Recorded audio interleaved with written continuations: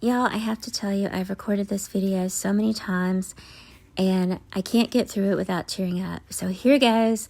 Maybe this time will be the charm. So I want to talk about Stacy Chapin and how inspiring she and her family are. Her son Ethan was one of the Idaho 4.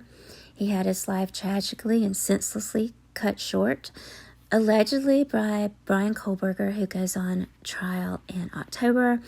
And I'm not going to rehash that because I think we're all familiar with the case. And I don't want to focus on Ethan's death. I want to focus on his life and what his family is doing to honor his memory. So they've set up a scholarship called Ethan's Smile. And his mother recently has released a children's book called The Boy Who Wore Blue. Now, Ethan was one of triplets, and so when he was a baby, she would dress the triplets in different colors to be able to distinguish who was who, and Ethan always wore blue.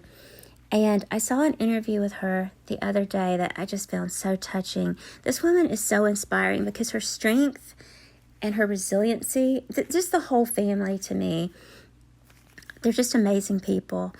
They've kind of stayed out of the media spotlight. They've been grieving privately.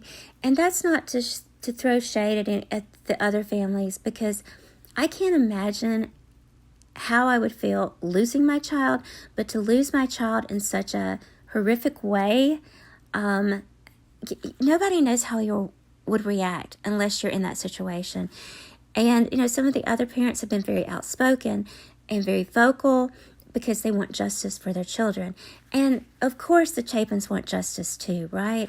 They love their son. They want to see whoever's responsible held accountable. But instead of letting this make them angry and bitter, which I have to say I probably would be very bitter and angry, they are, trying to create a legacy for Ethan and to remember him for the very caring, compassionate, all-inclusive, happy-go-lucky guy that he was, because by all accounts, this young man in his 20 years gave a lot back.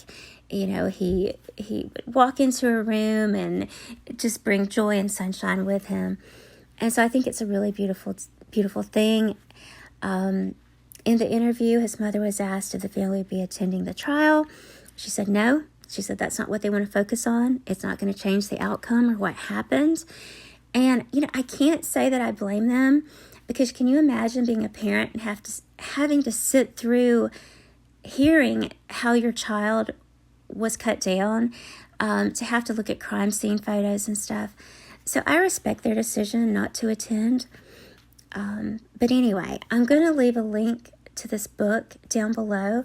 It celebrates Ethan's childhood, and it's just a really beautiful thing. And this family, God bless them. God bless all the families. I'm going to start crying, so I'm just going to close. Until next time, y'all, be well.